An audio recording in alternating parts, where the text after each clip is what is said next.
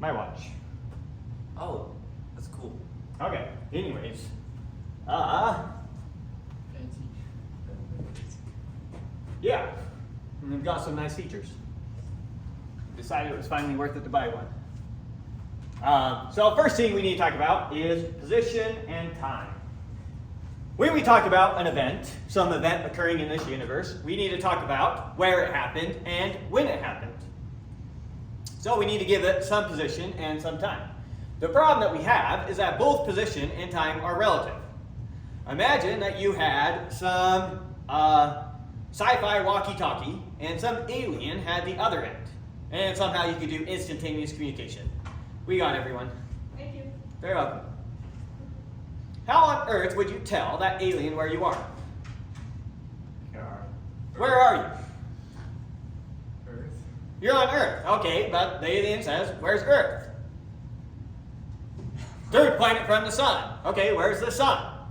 Well, it's right here in the Milky Way galaxy. Which galaxy is the Milky Way galaxy? Well, if he doesn't know anything, it's impossible. Well, he knows things, but he just knows his own things for his own universe. You ask him, where are you? He says, I'm on Glarb. And you say, where's that? He says, it's the fifth planet from Snub. You say, where's that? Well, it's right here in the blah blah galaxy. Where's that? How can you tell him where you are? You have to find a common. Yeah, you need a common. So you can only tell him where your position is relative to some agreed upon position. Right. You can tell me where your position is, maybe by giving me your longitude, latitude, and altitude. And that's telling me where it is relative to the center of the Earth. And since I know where the center of the Earth is, and you know where the center of the Earth is, we now agree upon that position. So there's no such thing as, here's your absolute position in the universe. That's not a concept. I can only talk about your position relative to some other object. Same thing happens for time. When are you? You're writing in your journal, and you want some future species to know exactly when you're talking about. They could be thousands of years ahead of you. Right date. Right, the date. So you say, I'm in the year 2025. What on earth is 2025? You're saying 2025 years after the birth of Jesus. When was he born? That's what 25 years ago.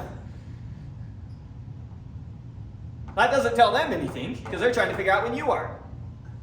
And so our positions and our times, we have to tell you relative to some agreed upon position and some agreed upon time. Could you try to define time by like a more of a concrete way?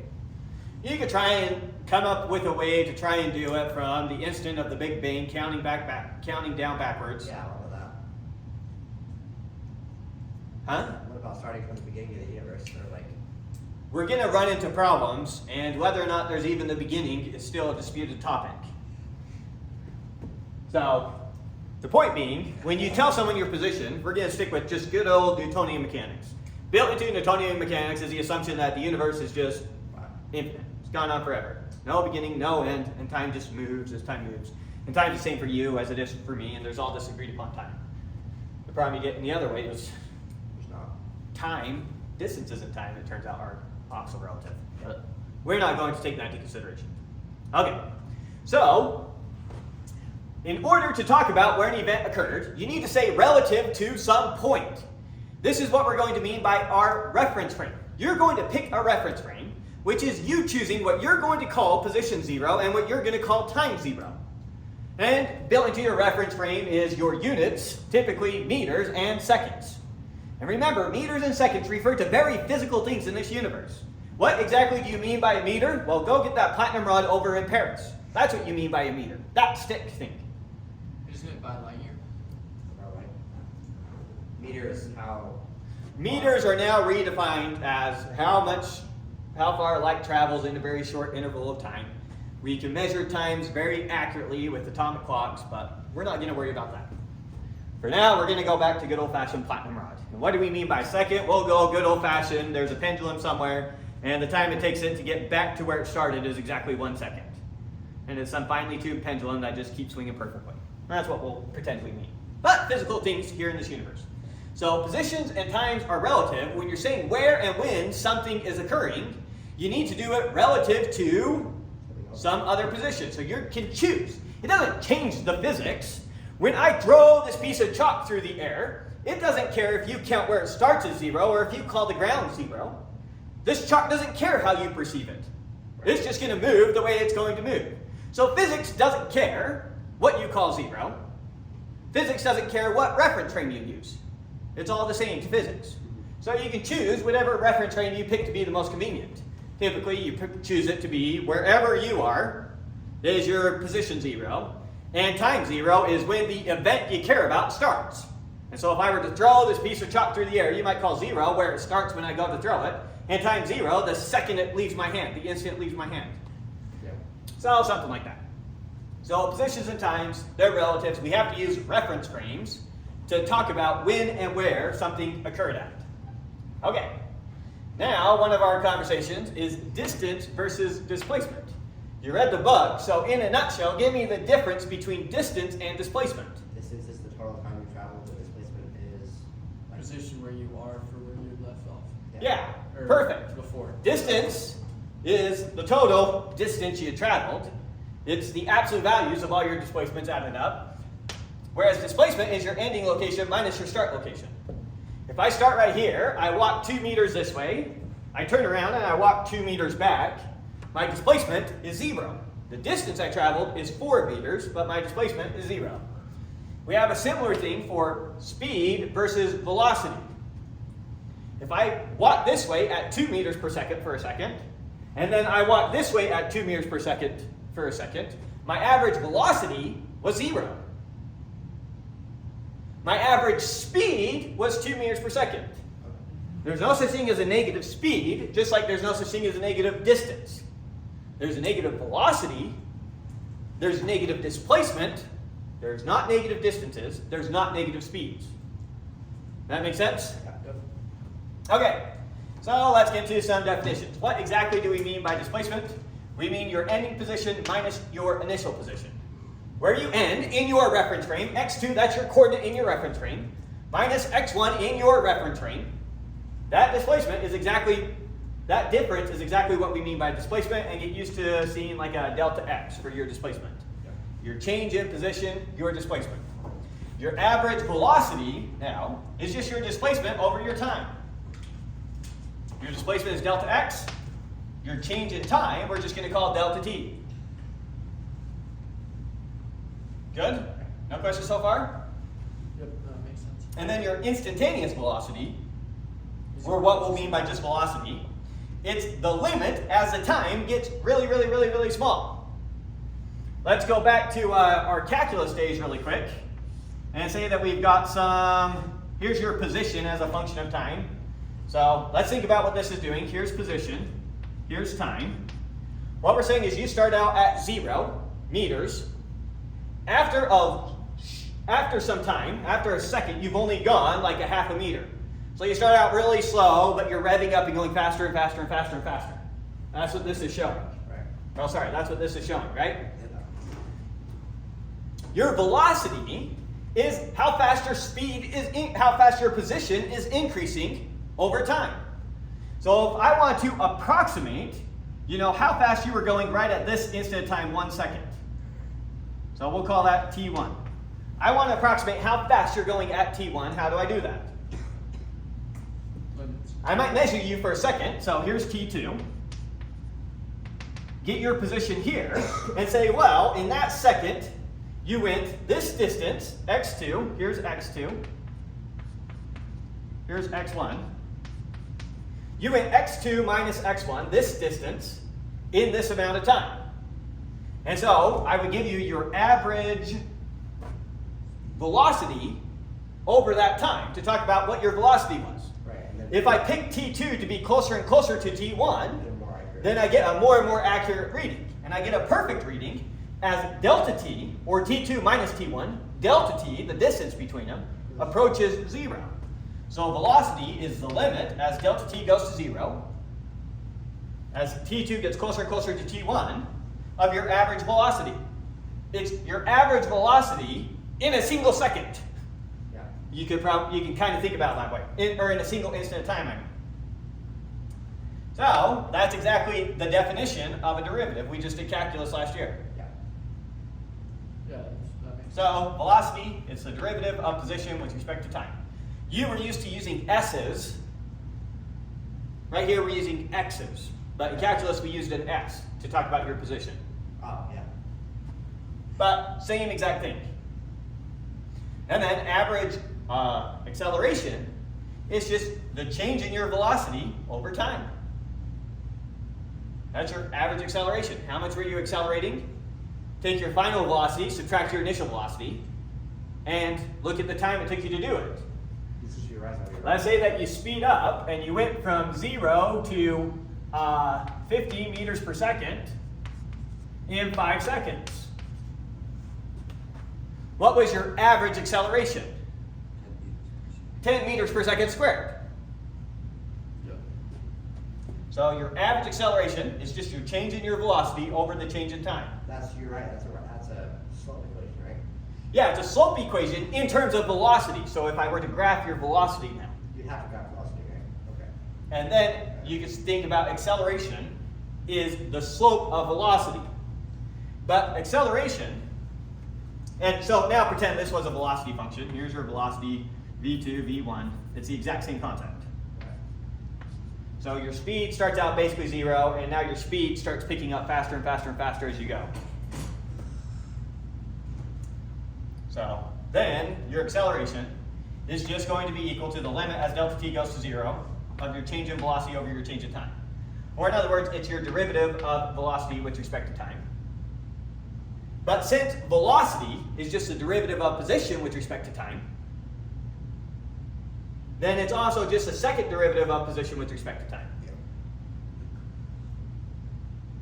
Now, pictorially, what is the second derivative of position with respect to time? It's concavity. It's its concavity. So let's just scribble over here, very roughly, some position function. So we're going to be graphing position with respect to time. And we'll say that it does something like this. Something like that. You with me? Yep. So what's happening here at the beginning? It's not moving. Now it starts moving, and now it starts moving faster and faster and faster. And so notice that this part of the function, up to right here, is concave up. The velocity is getting bigger and bigger and bigger. The slope's increasing. Now this part, it's concave down. Because now what happens? So I'm moving, I'm speeding up, now I'm slowing down, slowing down, slowing down. Once I get right here, I stop. And then what happens? I slowly start moving backwards. Increasing my speed backwards more and more and more. And then start slowing down my speed backwards. So I start accelerating forward even though I'm still moving backwards. I'm just moving backwards slower and slower and slower as I accelerate forwards. Right. So from here to here, we're accelerating forward again. So accelerating forward, accelerating backwards, accelerating forward. From here to here, we have positive velocity. We're moving that way. From here to here, we have negative velocity. We're moving that way. From here to there, we have positive velocity again. Yep. Make sense? So very useful to always keep that in your mind. Acceleration is the concavity of a position graph. Cool. Okay, so those are our basic definitions. Let's get some intuition. Trying to think about it the other way, the relationship between them, starting with acceleration. So now let's imagine that here is your acceleration function with respect to time. You have constant acceleration. Okay. Something like, I don't know, 2 meters per second squared. That's your constant acceleration. What is your velocity function going to look like? Well, let's pretend that that was 1, just because then it looks more like this. So let's say that my acceleration is just 1 meter per second, always. Let's say velocity, I start from rest. How far am I what's my speed after 1 second? 1 meter per second. 1 meter per second. 1 meter per second. What's my velocity after 2 seconds? 2 meters per second, right? And so you see how if this is my acceleration roughly, this is my velocity function roughly. You with me? Yeah. And again, if I'm going 1 meter per second, and I do that for 2 seconds, is the area right here? 1 up, 2 over. It's 2. It's 2, which is exactly how high your velocity function is after 2 seconds. The height of this function is the area of this function. Yeah. So integrating your acceleration gets you your velocity, just like taking the derivative of your velocity gets you your acceleration. Reminds you of that relationship. Now going from here to here, a bit harder, but try to think it through. So after 1 second, how much area do you have down here? Half a meter. So trying to make it look like, so this is 1, then not perfectly to scale, sorry. So here's 1, here's 1. You would have only moved half a meter, this being your position function. After 2 seconds, what's your area down here? 1, 2, 3. 2. You have this square, and then those two together make a square. Yeah, yeah. So after 2 seconds, again, this is definitely not to scale, sorry. Then we have our 2 right there. And it would be 2 high. And then after 3 seconds, what would our area there be? 4.5. Yeah, 4.5. 4.5. So after 3 seconds, then it would be up here at 3, 4.5. And now maybe I'm getting back to more reasonable again. And so here's roughly what your position would look like if this were your velocity. And notice the slope here, trying to make so that right there has a slope of about 1, that right there has a slope of about 2, that right there has a slope of about 3. Trying to pair it off, that's what I was looking at when I was trying to draw it. Makes like the slope of this matches this function. So a bit hard to do, but hopefully you see the concept. Right. Good? Yeah. Okay. So those are the basic definitions of displacement, average velocity, velocity, average acceleration, and acceleration. Okay, so now we are very much going to be interested in scenarios where our acceleration is a constant, where our acceleration over time, as a function of time, is just some constant a. Don't let the fact that I'm calling both the acceleration function a and its constant a. Is a constant would be like gravity then? Yeah, so like gravity would be an example. Okay, so when you have constant acceleration, then these 4 equations hold. They're sometimes referred to as your kinematic equations. Yeah. I'm going to really quick derive all of these equations for you so that you can see where they all come from. So starting out with, here's our only assumption. Using this assumption, I'm going to derive these 4 facts. With me? Yeah. Yep. Now the first one's obvious. That one I just, velocity then is just going to be the integral of our acceleration function. Right? Our acceleration function is just a constant a, and I'm integrating it with respect to time, which is just equal to at plus a constant. What is that constant? It's going to be whatever our velocity is at time 0. So just the initial. If you plug in, yeah, because if you plug in 0 for our time here, plug in 0 for our time, then v is equal to that constant. So we call that constant v naught because it's what you get for v when you plug in 0 for time t. V naught, v initial, I'll call that v naught over and over again, not v sub 0. V naught, you'll just have to get used to that language. That's what you call it in physics. Okay, so we came up with our velocity function. That's this equation right here. Now, once again, since by definition, velocity is just a derivative of position with respect to time, then position is going to be the integral of velocity. And so position is going to be the integral of our velocity function, which is v naught plus at, all with respect to time. Now remember, the v naught there is just a constant, and the a there is just a constant. So you still left. And so we get x is equal to v naught t, you just multiply that by t because it's just a constant. This one you square it and then divide by 2. So plus 1/2 at squared. Square it and divide by 2. Is that because for the other one it would divide stuff by 1, so you just... Yeah, raise it to 1 divided by 1. Yeah. Okay, and then plus some constant here, c. But notice what that constant c is what our position is when you plug in 0 for time. If I plug in 0 for time, that term is 0, that term is 0, and all we get is x equals c. Oh, So we give that constant a special name, x naught, which is our position at time 0. So it just took the place of the initial. Well, it turns out that that's what that constant is your initial position. Right. So it just Or took, in the previous case, it turns out that that's what that constant is your initial velocity. so it just, We didn't choose it to be that way. That just fell out of the math. So no choice about it. Okay. Yeah, I see what you're saying. Okay, so there we go. We derived the first two equations. Okay, the third equation. By definition, what is our average velocity? It's displacement over time, right? So it's going to be our final position minus our initial position over the time that we're measuring it over. So 3 seconds, 5 seconds, whatever it is. Total time. Yeah, assuming we start from time 0 and we count how many seconds. So t here is how many seconds we've counted into it. Right? So this could be 7 meters, that could be 1 meter, and our time could be 3 seconds. 7 minus 3 is 4. Or I think I called that 1. 7 minus 1 is 6, divided by 3 is 2. Now I can't remember the numbers I said. We're good. Doesn't matter, but you see what I'm saying, right? But what else is average average velocity? It is the average of your velocities. Your final velocity plus your initial velocity averaged. How do you average two numbers? What's the average of 7 and 13? 10. How did you do that? You did 7 plus 13, and then you divide by 2. Yeah. So what is your average velocity? It's your final velocity plus your initial velocity divided by 2. That's your average velocity.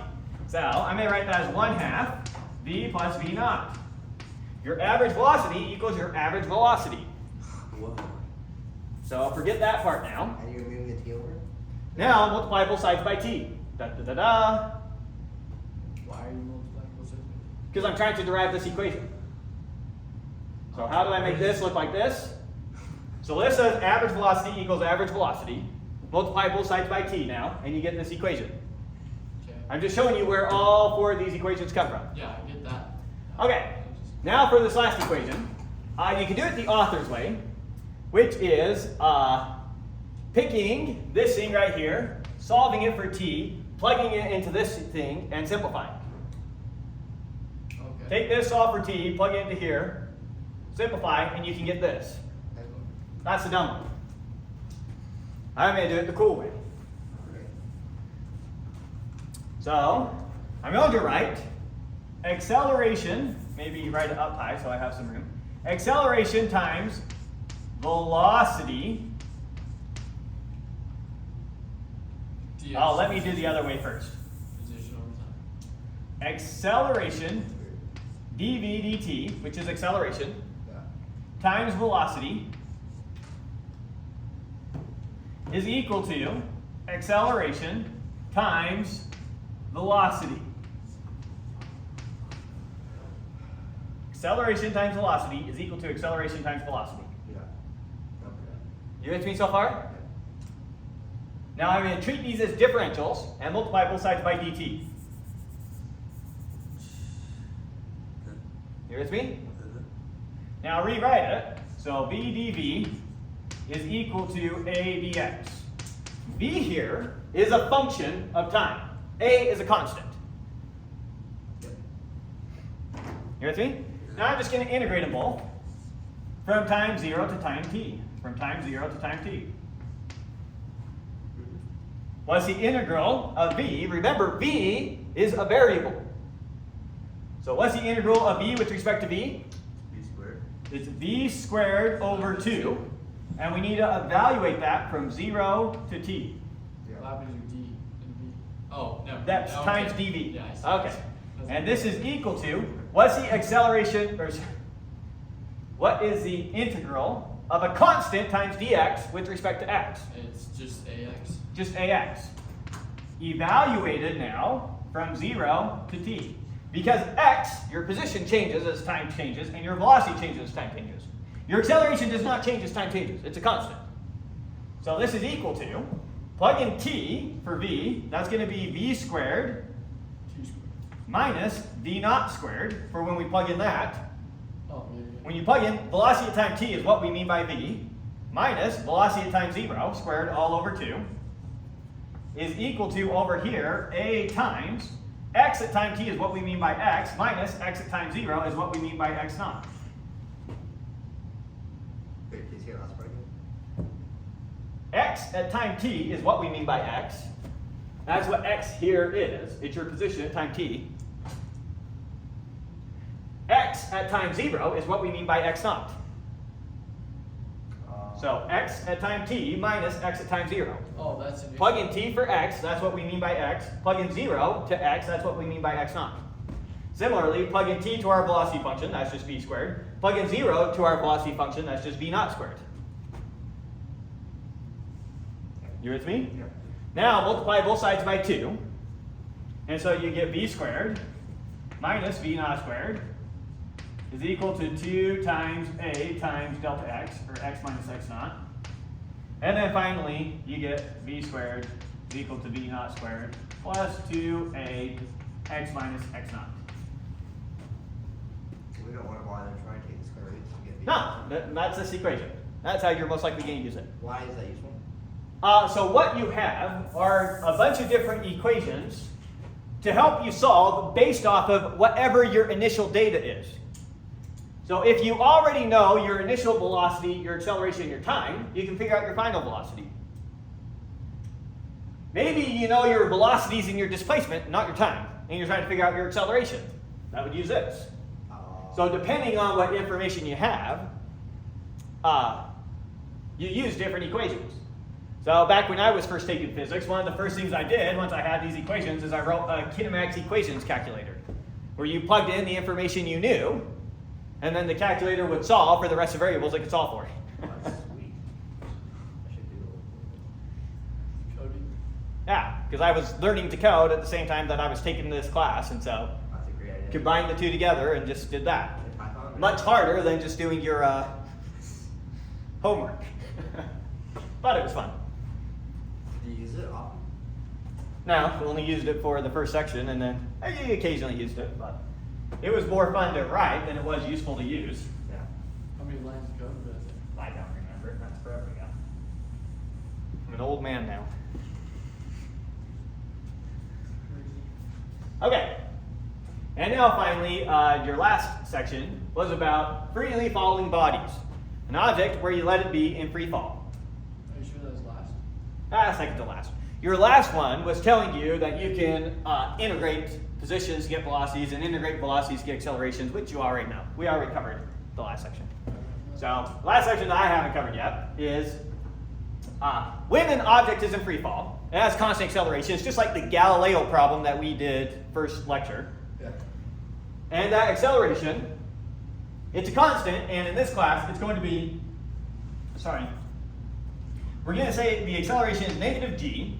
G now is going to be a constant that shows up all over the place, and it means 9.8 meters per second squared. I told you guys 9.81. That was my mistake.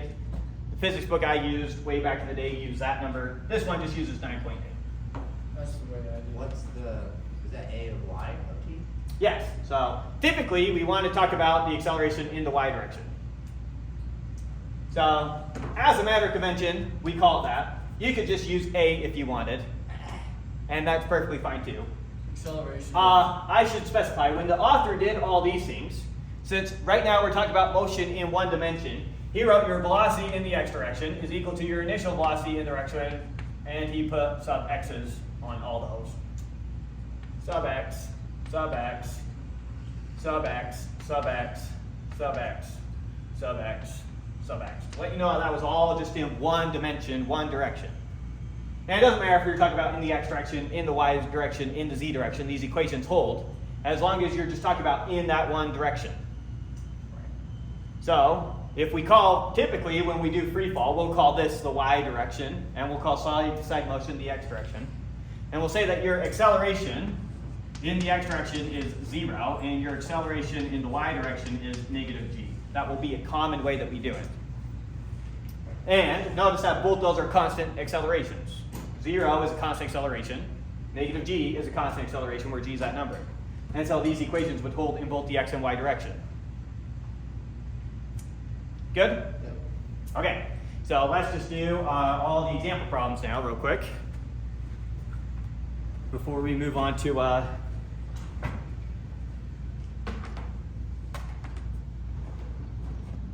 talking about this in more than one dimension.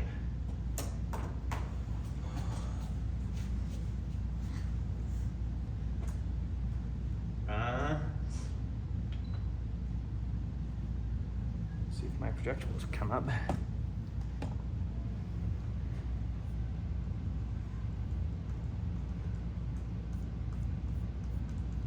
Let's see, we were doing chapter 2.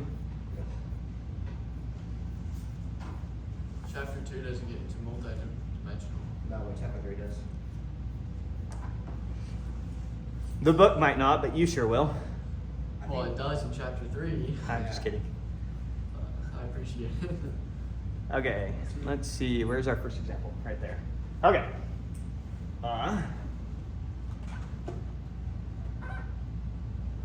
Put that there.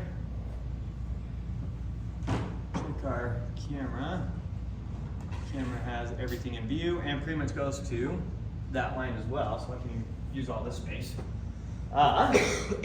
So our first example problem, let's see. The cheetah is crouched 20 meters east of some observer. At time equals 0, the cheetah begins to run due east towards the antelope, which is 50 meters away. So let's draw our picture. Here's our observer. Here's our cheetah, 20 meters away. And then here's our antelope. That's cheetah, there's the antelope. And the distance between the cheetah and the antelope is another 30 meters, right? Just drawing a picture of this.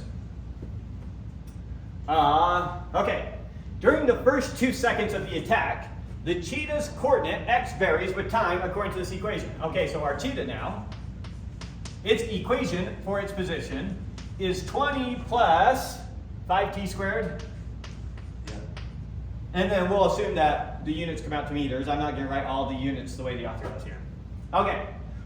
Part A, find the cheetah's displacement between t1 is equal to 1 second and t2 is equal to 2 seconds. So just stop and chug. So, x1 would be its position at 1 second. x1 is going to be, plugging in 1, what do I get? 25 meters. x2 is going to be, plugging in 2. 2, 4. What? 40. 40. And so, our x2 minus x1, or our delta x here, is going to be Whatever. 15. So we went 15 meters, and what would our delta t be? Our delta t is 2 minus 1, or 1 second. So it went 15 meters in 1 second. So find the cheetah's displacement between t1 and t2. The answer there is, just its displacement is just 15 meters. Yeah, so that would be speed. Well, 15 meters is its displacement. Right. It went 15 meters Yeah, forward. in that first second. Now, find its average velocity during that interval. Okay, now its average velocity is 15 meters per second. So part A, we should have had 15 meters. Part B, we should have had 15 meters per second. Isn't that speed too also? 15 meters is a displacement. Yeah. 15 meters per second is a velocity. Because we're saying it's going this way. Yeah, I'm thinking. 15 meters, we're calling this way our positive direction. Yeah. If the cheetah decided to instead run at us, now we would say it has a displacement of we would say it has a velocity of negative 15 meters per second. Negative would mean it's running at us, positive means it's running away from us. Yeah. So we're happy it's positive. Okay, find its instantaneous velocity at time t1 equal to 1 second by taking delta t to be 0.1 second, then 0.01 second, then 0.001 second. So as delta t gets smaller and smaller, get a closer and closer approximation for our velocity at time t1.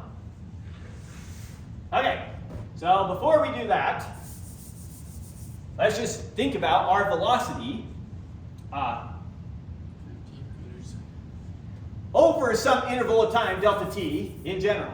So let's say we don't know what delta t is. So whether it's 0.1 second, 0.01 seconds, or 0.001 seconds, we're not going to worry about it. We're just going to call that delta t and leave it as a variable and come up with the equation that we can plug into, right?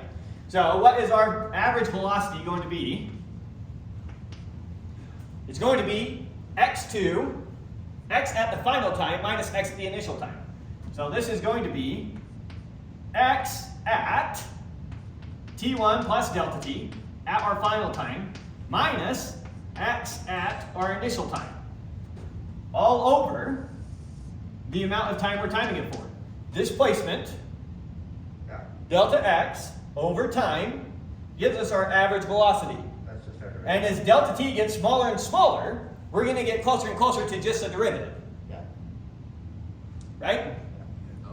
So delta t could be 1/10 of a second, and we can plug it in here and get our, that's supposed to be delta t, sorry. Yeah. So if delta t were equal to 0.1 seconds, then we would find our position at 1.1 seconds, minus our position at 1 second, and divide it by 0.1 seconds. Yep. Which is just 10 points something. Well, and then it could have been delta t could have also been 0.01 seconds, or it could have been 0.001 seconds. So I want to come up with a formula rather than plugging in my delta t and solving it 3 times. So you're saying no.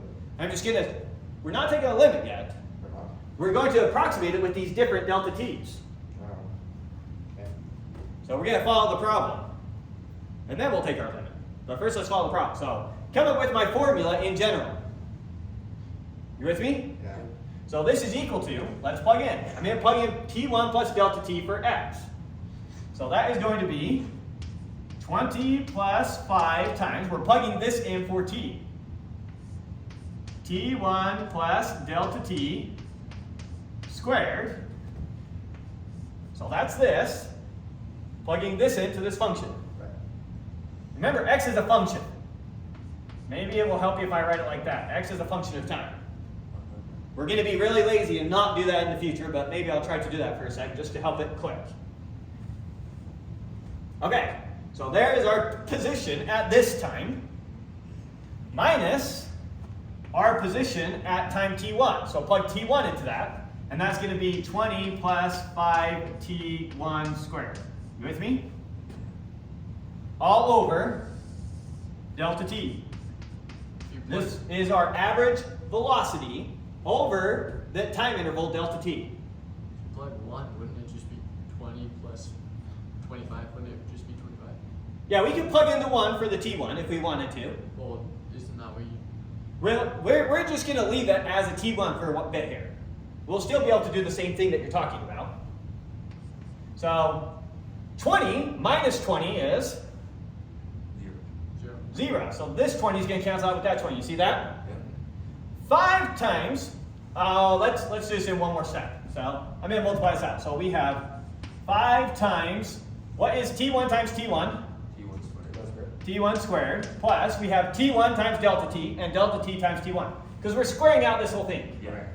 Okay, so that's going to be 2 times t1 times delta t. And then finally we have delta t times delta t. Plus delta t squared. Okay, so the 20's gone. We have 5 times that minus 5 t1 squared. All over delta t. Did I lose any of you? That process made sense last time. Okay, now 5 times t1 squared is going to be, 5 towards 21. and we have negative 5 t1 squared.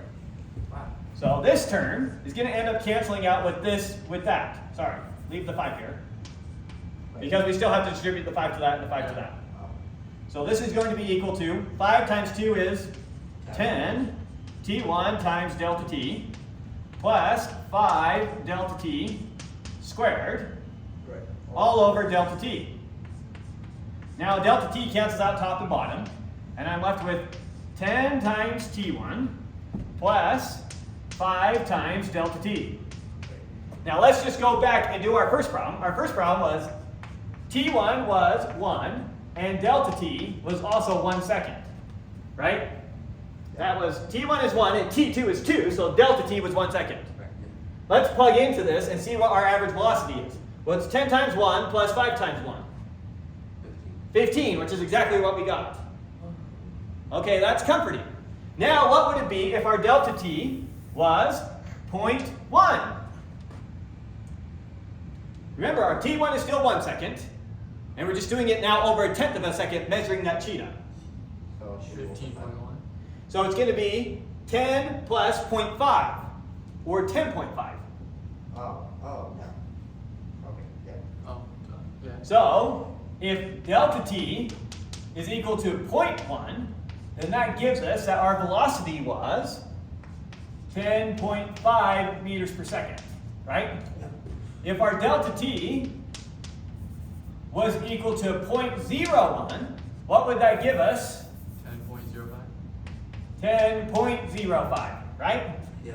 And now, what is our velocity?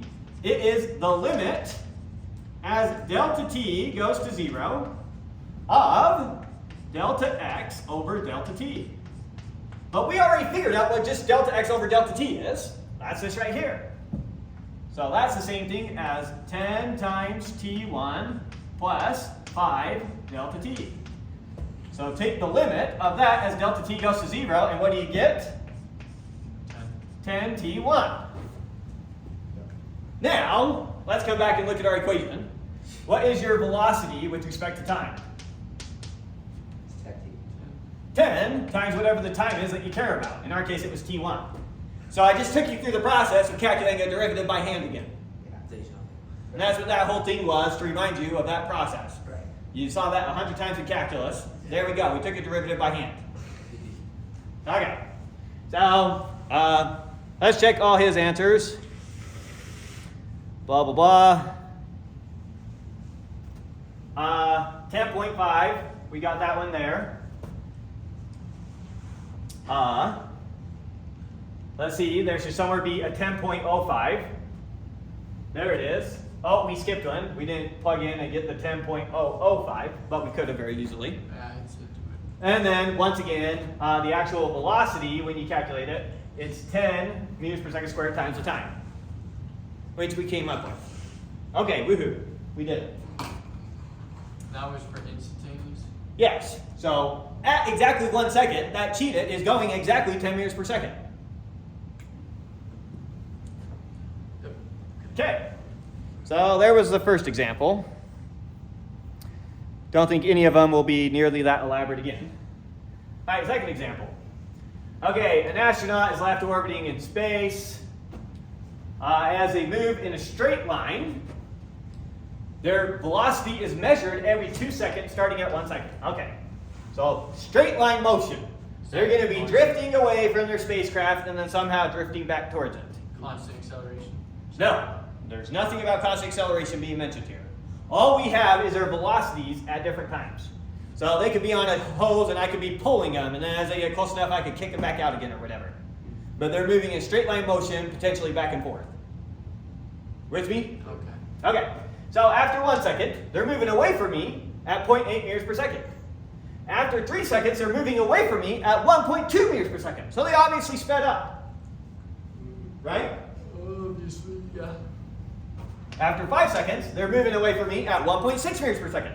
So again, they must have sped up. After 7 seconds, they're moving away from me at 1.2 meters per second. So now somehow they slowed down. And eventually their velocities even become negative, so they're coming back towards me. Back towards you. Yes, if the velocity is negative, that means they're moving towards me. If their velocity is positive, that means they're moving away from me. But that's got Because I may call away from me positive and towards me negative.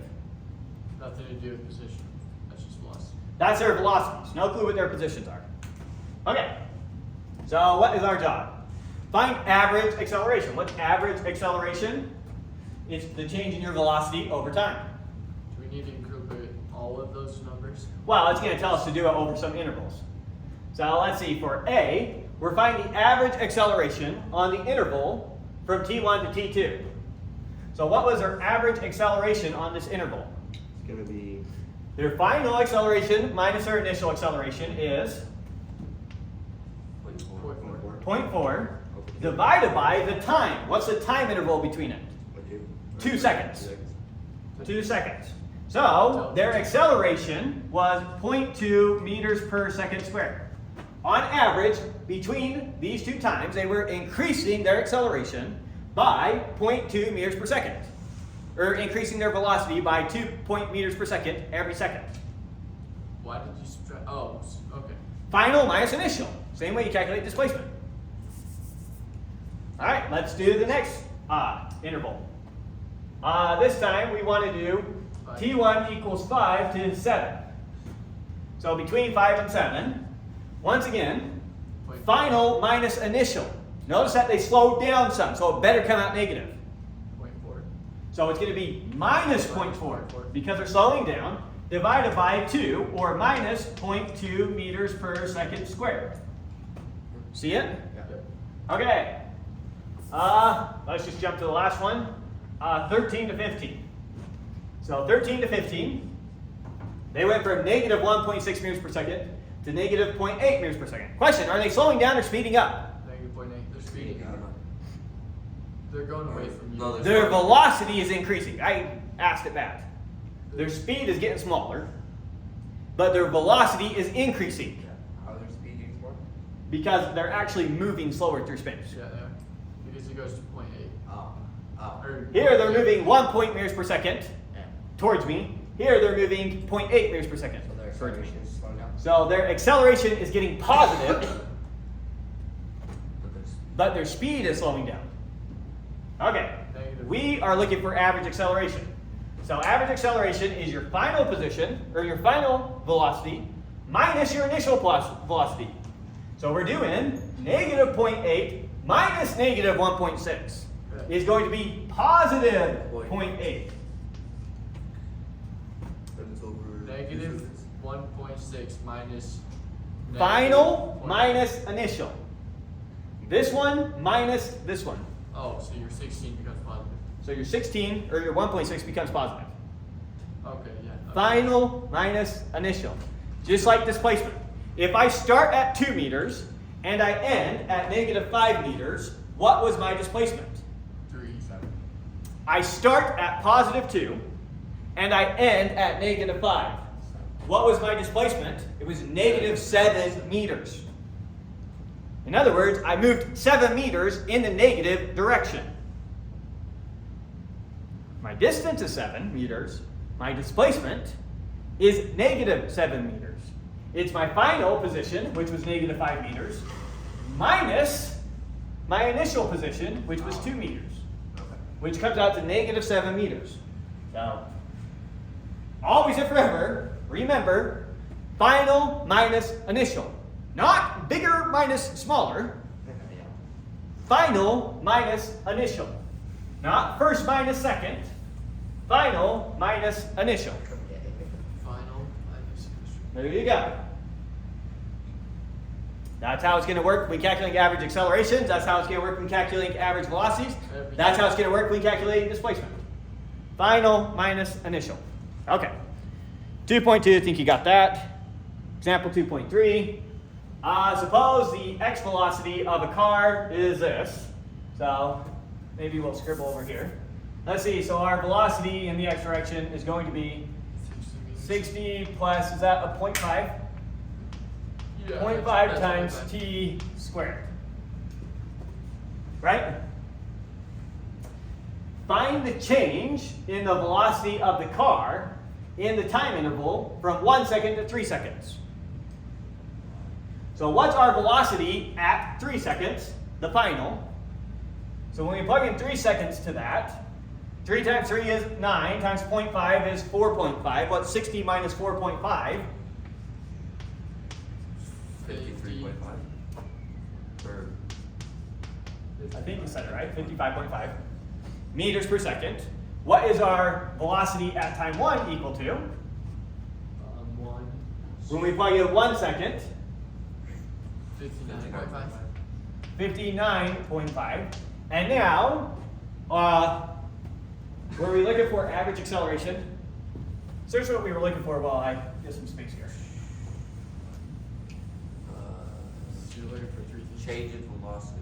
Change your velocity, average, x acceleration. Okay, so our change in velocity, our delta v, is going to be minus initial. Final.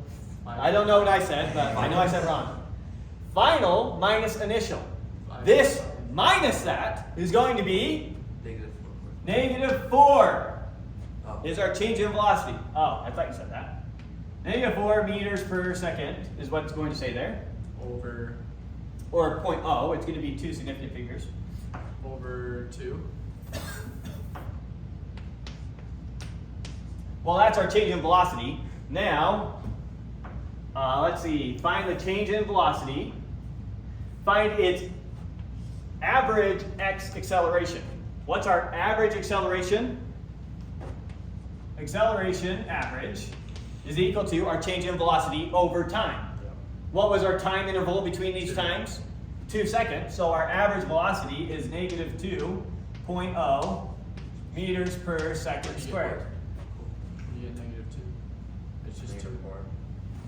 It's just negative 4 divided by Negative 4.0 divided by 2 Oh, that is okay, negative 2. yeah, yeah. Okay. Let's see. Find the instantaneous acceleration at, we won't go through that exercise again. It's the same as the other exercise, calculating the derivative. We'll just calculate the derivative directly now. So what's the derivative of this? 60 0 point so The 2. derivative of a constant is just 0. Bring down to 2. So that's 1. Makes it 1 times t. Is our acceleration.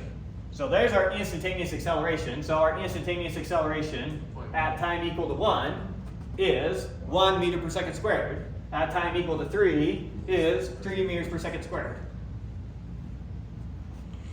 Okay. So 1.0, sorry, 1.0 because of, so our acceleration at time 1 is equal to exactly 1.0 meters per second squared. And our acceleration at the second time was equal to 3.0 meters per second squared. Okay. So we got those answers right. Let's see part B.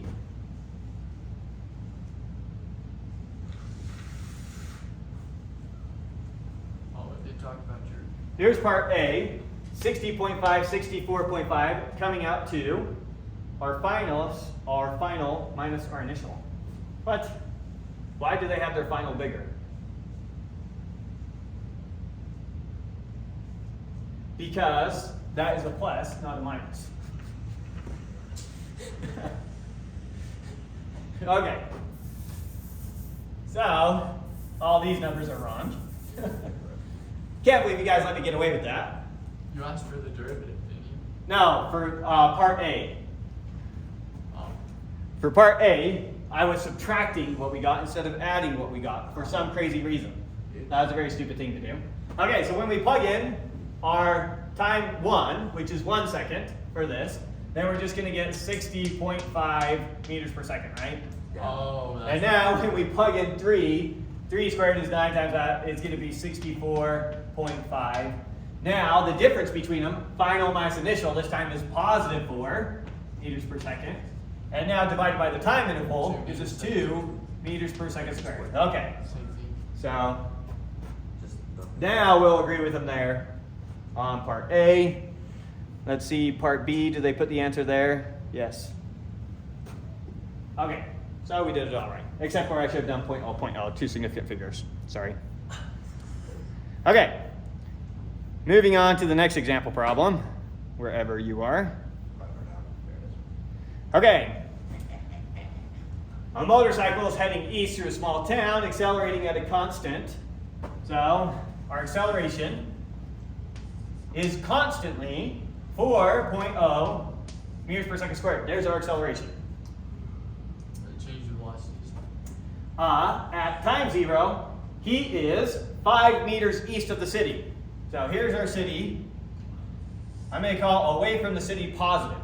So our initial position is 5.0 meters. Okay? Yep. Okay. Moving east at 15 meters per second. So our initial velocity is 15 meters per second. We'll just leave that as 15. Find his position at t equal 2, and then where is he when his velocity is 25 meters per second? So let's start with part A. So part A, I am looking for his position at time t equal to 2, right? So we have his acceleration, initial position, initial velocity. I erased those equations.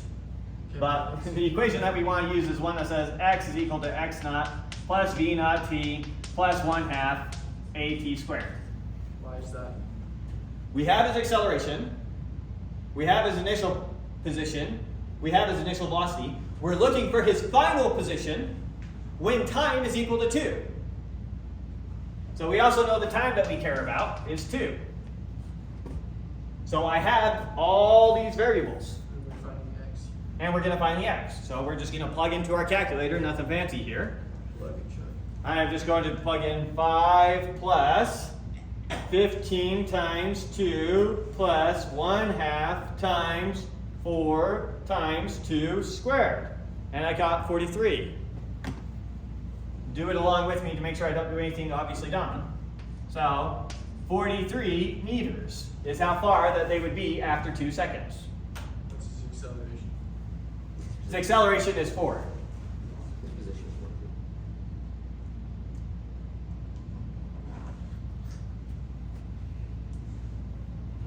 And now, part B is,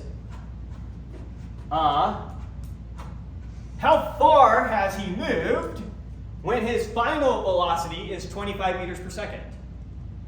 We don't have the final right there. Well, it's just a separate question. How far has he moved when his final velocity is 25 meters per second?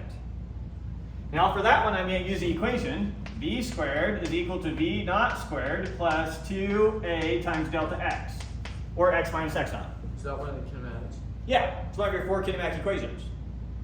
Yeah. So that's one that we derived today. And so we just plug in. We know what his final is. That's 25. So 25 squared is equal to his initial, which is 15 squared, plus 2 times, our acceleration is 4, times delta x, which is what we're looking for, how far he went. So to get delta x, I'm going to take 25 squared. I'm going to subtract 15 squared from it to move this to that side, minus 15 squared. That gives me some number. I'm going to take that number and divide it by 8, and that gives me my delta x. So take that number, divide it by 8, and it comes out 50. So what did you do?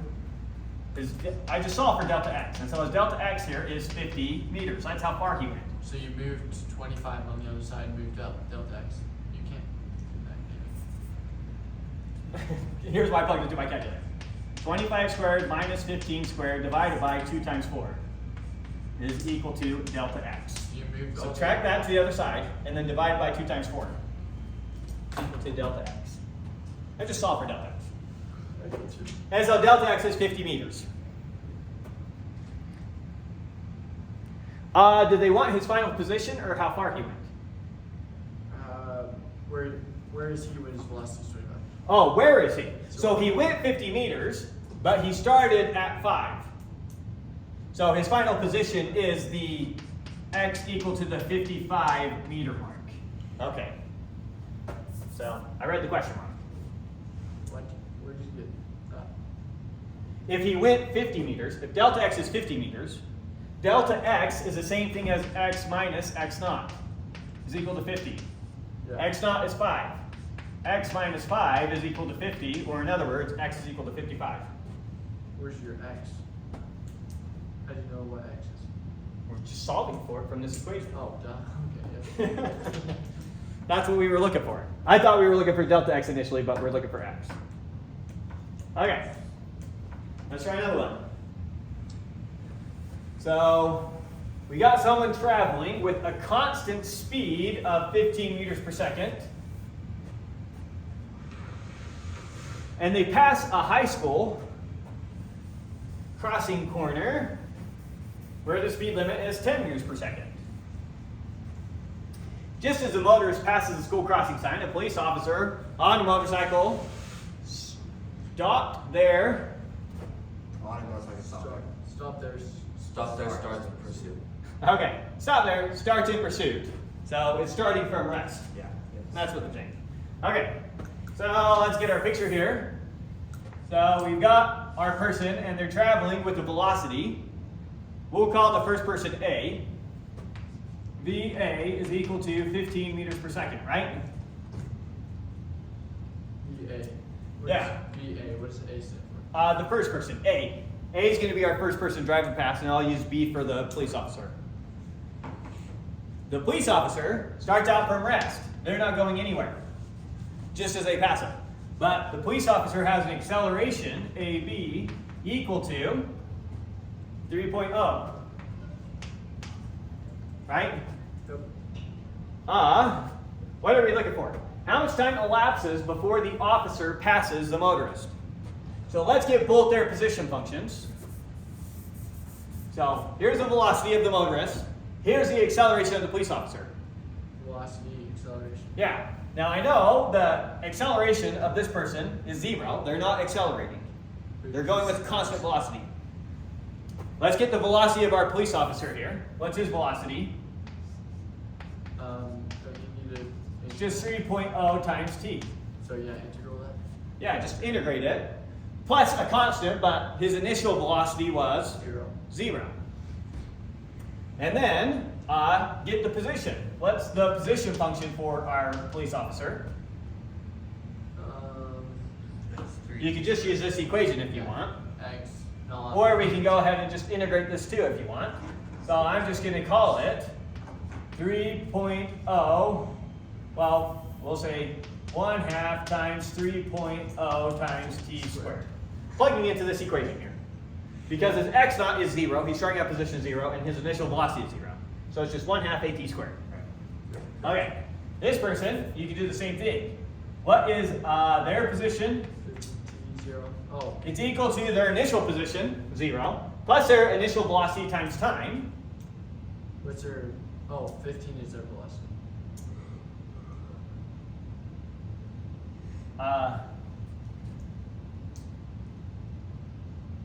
Yes, okay, sorry. 15 times time plus their acceleration is 0, so that term is just 0. So here's their position function, here's the police officer's position Their function. acceleration 0, so that 0. Yeah, Okay. for the motorist. Okay, so now I want to know when their positions are equal. Is that what we're after? How much time? So yes, we're looking at the time. What time makes theirs equal? So when is 15t equal to, I'm just going to write 3 divided by 2 is just 1.5. You with me? Yeah. Divide both sides by t, and I get 15 is equal to 1.5t. Divide both sides by 1.5, and I get t is equal to 10. That's not a good sound.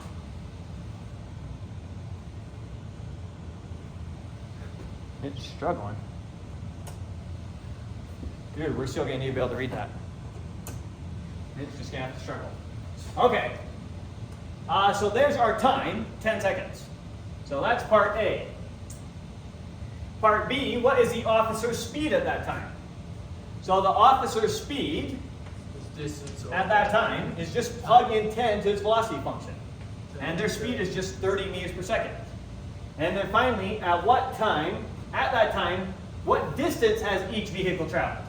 So plug 10 into either of these equations, doesn't matter. In either case, we're going to get that the total distance is 150.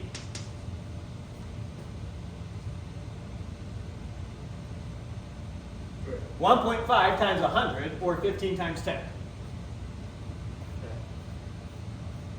Okay. We'll just pick one of these. We won't do both. The hardest one. Let's pick 2.7. It's probably going to be the harder. All right. You throw a ball vertically upward from the roof of a tall building. So you're on a tall building, you throw it upwards, and then it's going to come down off the building, is what I'm assuming is going to happen here. Yes. So you're on some tall building, you're going to take that ball, you're going to throw it upwards, and then it's going to come back down. Something like that. You throw it upward with an initial velocity, we're going to call up the positive direction. So your initial velocity that you throw it with is 15 meters per second. Gravity. Find A, the ball's position and velocity after 1 second and 4 seconds after leaving your hand. We're finding position, so use that and then. So let's really quick come up with our equations. So first off, its acceleration, we know what its acceleration is. Negative g. Right. because we're going to call down negative, up positive. So what is our velocity then going to be? V is equal to V naught plus A times T. Remember, A is negative G. Oh, you just integrated that. Yeah. We can go plug into these equations if we want, but it's easier to just work with it directly. So where did you get G? That's A. So I wrote A first, I wrote plus A. Plus A is the same thing as subtract G. Yeah. Okay, so there's our velocity as a function of time. Let's go with our position as a function of time. X is going to be equal to x naught, however high we are. Maybe we'll call where we start 0, so our initial position will be 0. Sweet. Okay, so anything below us is now a negative position. So x is going to be x naught plus, there's our constant, 15. but just integrating this, 15t minus 1/2 gt squared. Good? Yeah. Okay, and so with that, let's see what we're after. Find the ball's velocity, position and velocity after 1 second and after 4 seconds. So its velocity after 1 second is equal to 15 minus 9.8, which is going to be 5.2 Is initial you're saying? meters per second. This is its velocity after 1 second. Okay. Its position after 1 second is going to be plug in 1 here, and so we're going to get 15 minus 4.9, right? 10.1. Which is going to be 10.1 meters. So it's going to be, after 1 second, it's still going to be going up at 5.2 meters per second, and it's going to be 10.1 meters in the air. So it's going to be like right there after 1 second. Where did you get 5.2? That's the velocity. I just plugged in 1 to this for that function. one, okay. Okay, so now our velocity at time 4 is going to be equal to, Time 4. Oh, yeah. didn't I say that? Yes. Now for this one, here you do the velocity and then I'll do the position. You're just going to plug in 4 to these. So our position at time 4 I'll do.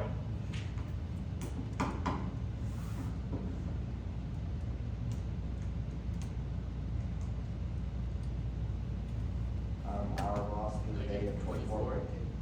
Negative 24, 0.24. 2 significant figures. Is 2? Should be 3. Oh, okay. Wait. I could have written the wrong number. Let's check them all. 3, 3, 3. Okay, they all have 3. So 24.2, negative 24.2, and this is going to be minus 18.4. Okay. So after 4 seconds, we're down here now, traveling downwards quite quickly, Seems a bit. and we're minus 18.4 meters down. Okay. B, let's find the ball's velocity when it's 5 meters above the ground. Above, yeah. So Above we're, the origin, right?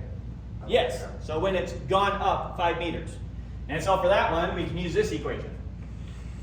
It's like if you V squared is equal to, what's our initial velocity? 15 squared plus 2 times our acceleration is minus g times our delta x, which is 5 meters. We were looking for it 5 meters up. Okay. So v is just going to be the square root of that whole thing, plus or minus.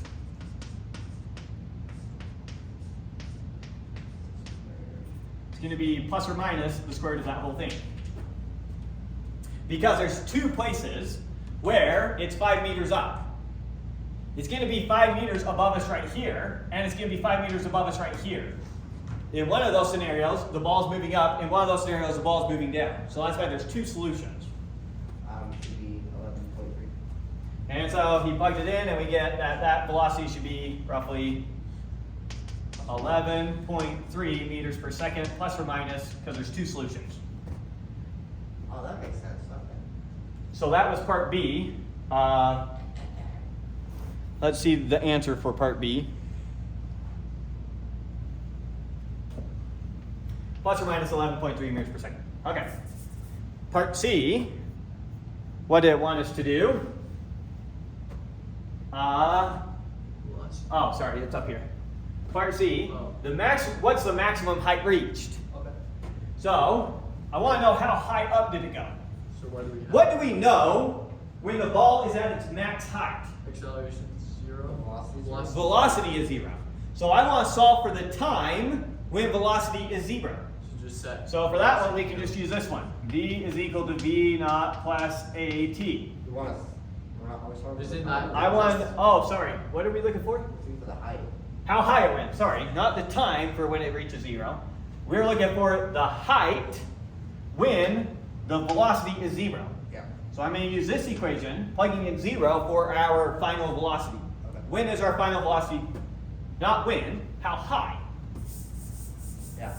Okay, so in that case, we want to know our final velocity is going to be 0. Our initial was 15 squared plus 2 times minus g times delta x. And we're solving for delta x, right? So move. So our delta x is going to be equal to negative 15 squared, moving that to the other side, divided by 2 minus 2g. The negatives are going to go out top and bottom, so we're going to get a positive number. So it's just going to be 15 squared divided by 2g. So 15 squared divided by 2 times 9.8, and I get 11.5 meters.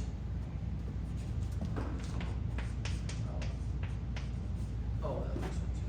So, double check. Is that what we get? That was C.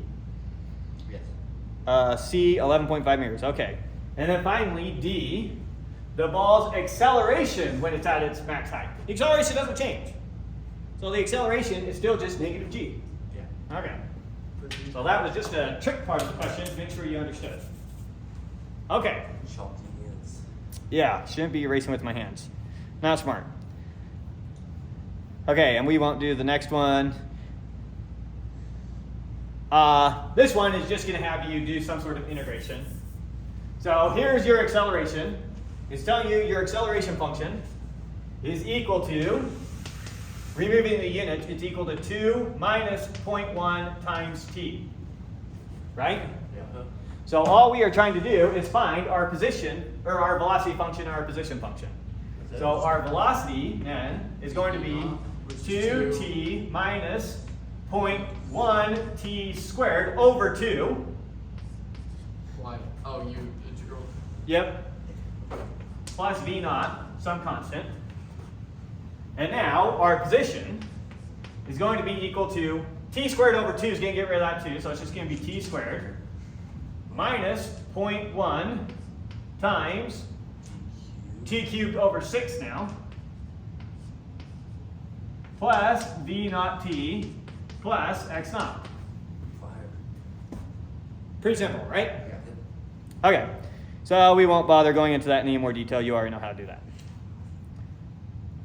Okay, let's give our projector a break now as we move to some of next week's material, just because I want to expose you to this twice. Oh, yeah. Let's go ahead and take a break. That will also give me a chance to wash my hands. Means I might not teach. I need to take another math class. Question every year. So now let's jump into talking about the same concepts again, but this time multi-dimensional. So chapter 2 was all about one-dimensional motion, motion in one dimension, one direction. Now we're going to do it in multiple dimensions. Now the most dimensions we'll ever work in is 3, so we'll do the math in the 3 dimensions, and then we'll do an example just in 2 dimensions because it's easier to see 2 dimensions. Okay. Is there any real-world applications of higher than 3? Yes. When you use a neural network, you're using Oh, thousands upon thousands of dimensions. that's fair. Okay. Yeah, you're right. Okay. Yeah. Yes, I think modern string theory right now is trying to use 10 dimensions of space to describe our universe in 1 dimension of time. Could be wrong. Anyways, position now. When we talk about your position, I told you one of the things that you're going to hate and you just need to get comfortable with and get used to doing is talking about your position as a vector, not a point, a vector. Mathematically speaking, they're pretty much the exact same thing, an ordered collection. The only difference is we're going to have vector functions so that we can talk about your position function, your position changing with respect to time as a vector function. So, your position, we are now going to use r for position. R from here on out will stand for your position vector, the same way that V will stand for your velocity. What? Well, because we're going to use x to mean your x coordinate, y your y coordinate, and z your z coordinate.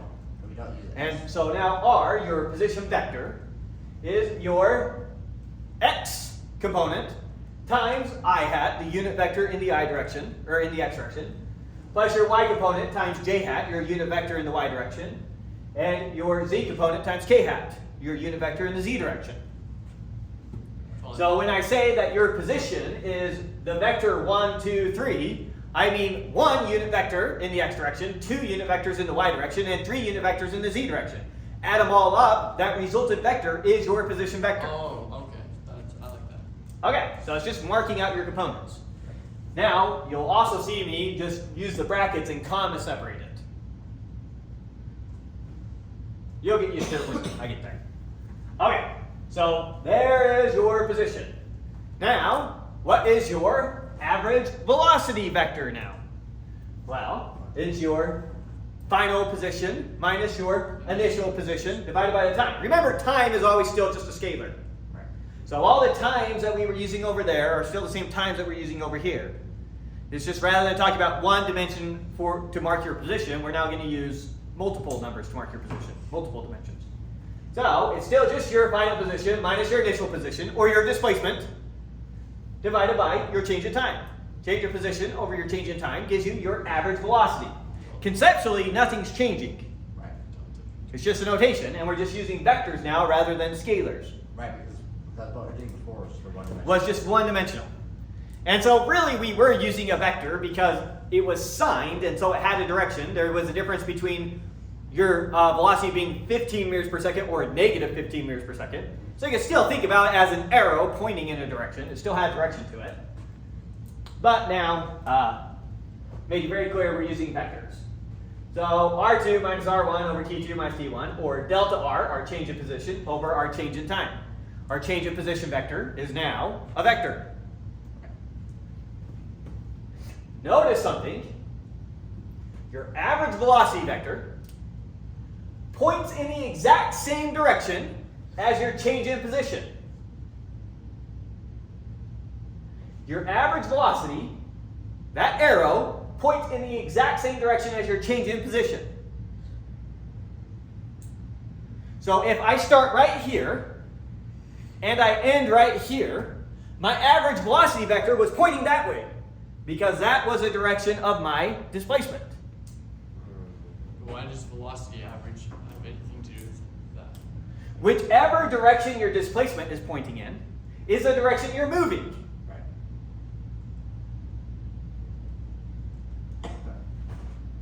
Yeah, okay. Okay.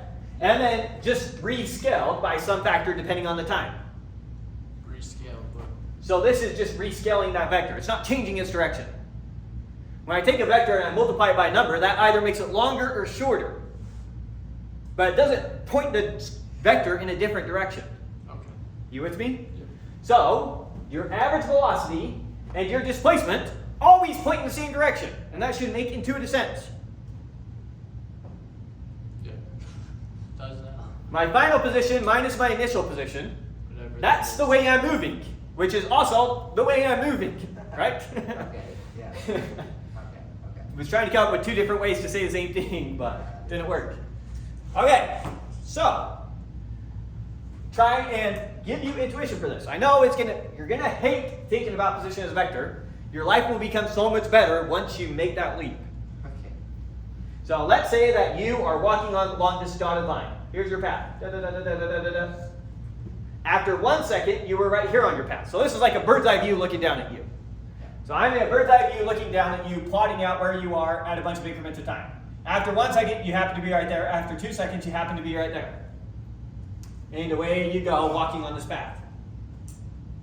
You with me? Mm-hmm. So your position at time 1 is what I'm marking with your R1 vector. Here's your R1 vector. Here's your R2 vector, your position at time 2. Your displacement vector always always points Same direction as from your start to your end. That's the way you move. Right. the distance. It's your final minus your initial points from the start to the end. You may occasionally mess up the algebra here. You can always check yourself. R1 plus my displacement should always equal R2. Yep. Your initial position plus your displacement better give you your final position. Okay. Your initial position plus how you moved gives you your final position. And again, look at it in the algebra. If I take R1 and I add R2 and subtract R1, what am I left with? Oh, would you R1 plus R2 minus R1 Go for R2. leaves me R2. So R1 plus R2 minus R1 Yeah. leaves me R2. Okay. Well, that's, yeah. That makes You're going to occasionally mess up these signs or point the arrow the wrong way. It's going to happen. So just think. You got to pull yourself out of the algebra for a second. Just think what it's saying. Initial position plus displacement gives you your final position. Right? Or your displacement is your final position minus your initial position. I'm going to say that 1,000 times because you'll occasionally get confused. Okay. And so now notice, if you go from here to here, on average, which way were you moving? whatever direction. On average, you were moving this way. I mean, right here, you were moving this way, then this way, then this way, then this way, if we tracked all the ways you were moving. But if you average, Right? So right here, you were moving that way, and then you were moving that way, and then you were moving that way, and then you were moving that way, and then you were moving that way, and then you were moving that way. But if we averaged out the way all those arrows are pointing, it's pointing this way. if you displaced all that, then those don't matter. Yeah, so your average velocity, if we were to average out all your velocities on that path, they would point in the exact same direction as your displacement. Your average velocity and your displacement vector point the same direction. Overstressing? Probably not. It makes sense. Okay, makes sense. Now your instantaneous velocity vector is just a limit as delta t goes to 0 of displacement over time. Or it's just a derivative of your position vector with respect to time. Have we defined how to take a derivative of I'll show you how. You could have guessed how it works. Of each component? Yep, that's it. You just take the derivative of each component separately and then add it up.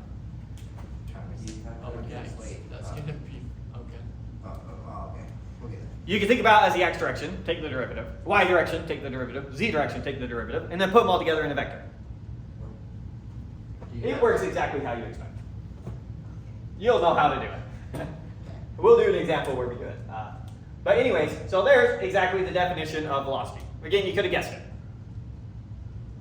Once again, average acceleration now, your average acceleration vector, that's your final velocity minus your initial velocity.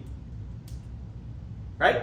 Acceleration is how your velocity is changing. So on average, how is your velocity changing? Take your final velocity minus your initial velocity, Final minus initial. and that gives you the change in your velocity over time. Your average acceleration is your change in velocity over time. Change in velocity over time. Change in velocity over time. Notice that your average velocity vector points in the same direction as your change in velocity.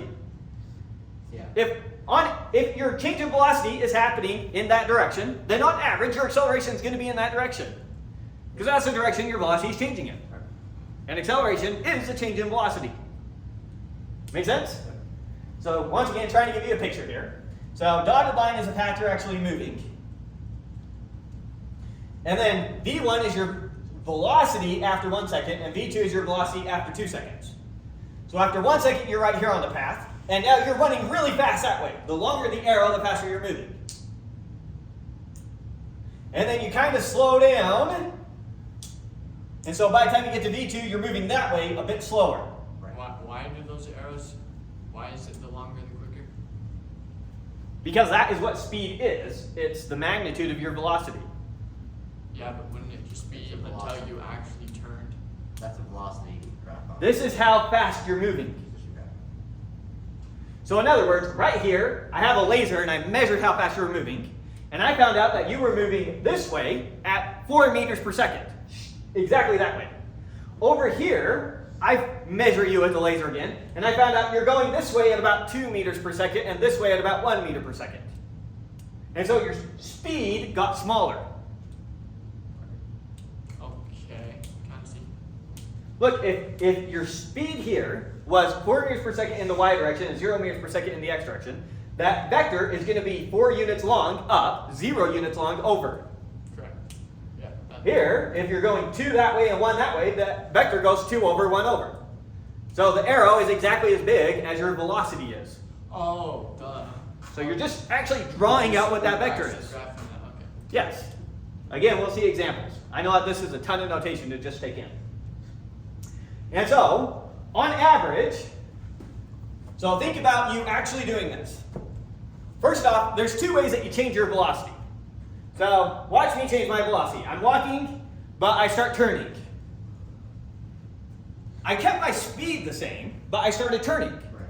If I turn, does my velocity change? Mm-hmm. Yes, because the direction changed. Right. And so there's 2 ways that we can change our velocity. We can turn, which changes our velocity, or we can slow down / speed up. So by changing your speed or by changing your direction, you change your velocity. 2 ways we change our velocity. Can you, real quick, define what we mean by speed again. Speed? The magnitude of your velocity vector is your speed. Okay. Because it's impossible for a velocity vector to have negative magnitude. It can be 0 or have a positive magnitude. It's the length of the vector. Right. Oh, that's You can't all have speed a is? yeah. Speed is just the absolute value of velocity. I like that. That's a better way of looking at it than however the other way was. Okay. Good question. All right. So picture now what we're talking about. So here's your velocity v1. Here's your velocity v2. Try to draw them both. Okay. Here's your change in velocity vector. Yep. Notice that it has a vector. You can break it into 2 components, and it's like a component going this way and a component going this way. Yeah. What? The component. Oh, you're talking about One component's kind of saying you were slowing down, and this component's kind of saying you were turning.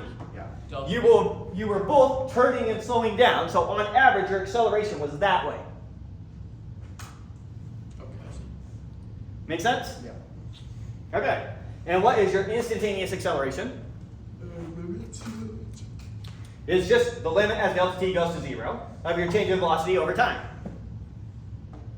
Or it's just the derivative of your velocity vector with respect to time. Or the second derivative of your position vector with respect to time. Same thing. Good? These are all the same definitions as before. Almost identical. Just vector notation now. Okay. And slightly different symbols because we're using r's instead of x's. Is that the only difference? Because it looks familiar. That and the arrows Okay. above them. Marking them vectors. Yeah, Those are the only that's differences. easy though. We learned that. Okay. Now, because you have 2 types of acceleration, an acceleration where you're changing the speed and an acceleration where you're changing the direction, sometimes we want to take our acceleration vector and we want to break it up into its speed and turning components. So we have A, and then we put these parallel lines there. This means the portion of acceleration that is parallel to your velocity, which would be speeding up / slowing down. And then we have A, and that's like your perpendicular symbol. This is the portion of your acceleration orthogonal to your velocity, so that's the one responsible for changing your direction. Oh, is this for 3 dimensions then? For 2 or 3 dimensions. Typically we'll work in 2 dimensions, Why but didn't we it's do still... all that? Chapter 2, we're trying to keep it to the simplest motion there is. Get you comfortable with motion. Okay, so with that, let's now jump into an example using all this. And this is like example 3.1 through 3.4 in your book. They just take forever to go through all the pieces. So we're going to do them all in one go. Here's a scenario. You are a Martian, or you are an astronaut on Mars. You're standing right here. And you're watching the Mars rover. Okay. The Mars rover starts right here and it follows this path. So the green vectors here are marking its position at 0 seconds, at 1 second, at 2 seconds. And these purple arrows are its velocity at those times. So that's just giving you a Green picture. is Green is pointing to where it is at each time. Here's where it is at 0 seconds. Position. Because we start our stopwatch when the Mars rover is right there. We're standing right here. We start our stopwatch when the Mars rover is right here. And there it is. At 1 second, it's there. At 2 seconds, it's there. Yeah. And it goes on its merry way. You with me? Now, I just want you to get some intuition for the picture before I tell you what we really know. Here's what we really know. Its position vector is this. This is a vector equation. Its x component is 2 minus 1/4 t squared. And its y component is t plus 1/40th t cubed. Okay. Okay? So what is its position at time equal to 0? 0. Oh. Plug in 0 over here, what do you get? 2. 2. Plug in 0 over here, what do you get? 0. 0. So 2, 0 is where it starts out. And notice that that's where I tried to have that arrow point. Oh, I see. So that's its position at time equal to 0. What's its position at time equal to 1? 1 1 3/4. That's just minus 1/4. Oh, 1 and 3/4. you said 1 and, come on guys, 7/4. Oh, fuck. We're not doing improper fraction nonsense. Or 1 and... Oh, you don't like those? No, I despise them, because I'm a human being. I don't know what you monsters like. I don't like them either. And what do we get for the other one? Plug in a 1. Come on, that's not hard. 1... Oh, 40. 41. 2. 41/40ths. Duh. Then how about you say it? Okay, so What? Oh. 7/4 in the x direction, and then basically 1 in the y direction. Can't say everyone. Yeah. So 1 3/4 in the x direction, and basically 1 in the y direction is where I tried to draw it. Yeah. Is that correct? I didn't draw that very good, did I? What do you mean you do that? No. I used to draw it 7. I should have drawn it more like right there. Oh well. But you get the idea. Yeah. Pictures can lie. Pictures line. Yeah. Okay. And after 2 seconds, what do we have for its position? 2.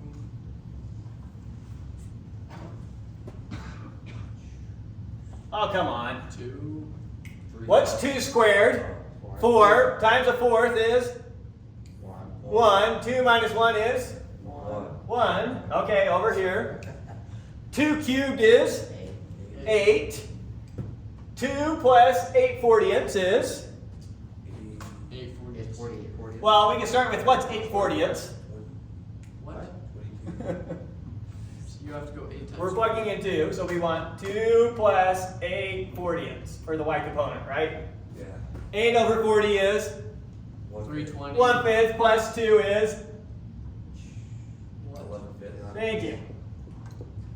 I was sitting there. Good old-fashioned sanity. Slowly reducing it. Okay, now let's find our velocity vector. What is our velocity vector? So now I take the derivative of the. So now we take the derivative of our position vector with respect to time. Position gives you. So what's our x component going to be? Our x component is going to be Bring down the 2, makes that negative 1/2. negative 1/2 t.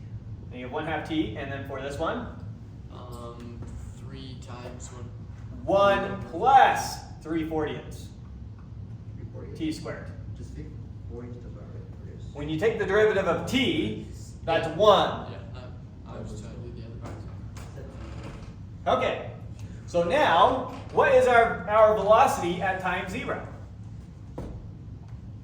0, 1. Times 0. 0, 1. Yeah. So it's pointing straight up. 1 unit. And so notice how long I drew my velocity vector. I drew it pointing up exactly 1 unit. Right. And I had it going 0 units in the x direction. Oh, okay, yeah. Okay, what is our velocity at time 1? Velocity Negative at time 1. Negative 1/2. 43. 43/40. Good. And once again, that's basically negative 1/2 1. So I tried to draw this going backwards 1/2, going negative 1/2 in the x direction, and basically 1 in the y direction. Right? Yeah. Question. Are you saying? Oh, go ahead. Sorry, are you saying -1 for the? Negative 1/2 in the x. So that means my vector is going this way. Where do you get 43 over 43? When you plug in 1 to our velocity. Yeah. What's 1 squared? Oh, yeah. Okay. Good? Yeah. Okay. Now, notice how it's drawn and how that makes sense with what it is. Yeah. Good? Question. Did it slow down, speed up, or keep going at the same speed? Slow down. It's what same speed? I don't know. Is the magnitude of this greater than, less than, or the same as the magnitude of this? Less than. What's the magnitude of this vector? Well, it's Obviously 1. Yeah. Okay, let's look at this vector. We'll scribble that over here. Something like this. How far over does it go? Negative 1/2. Yeah, but 1/2 over. That's the distance. Okay. Just think about it as a triangle. How far up does it go? 43 over 43. A little bit more than 1, but basically 1. Question. Is this hypotenuse more than 1? Yes. Yes. Yes. So, this is more than 1. This was exactly 1. This was more than 1. So its speed increased. It's going faster. Okay. Okay, try to get you comfortable being able to just look at the vectors and get some intuition from them. Okay. So it turned and it sped up. When you get into And you can kind of see that because from 0 to 1 second, it went from here to here. From 1 to 2 seconds, it covered more distance. Okay. Velocity 2. Now what's our velocity at 2 seconds?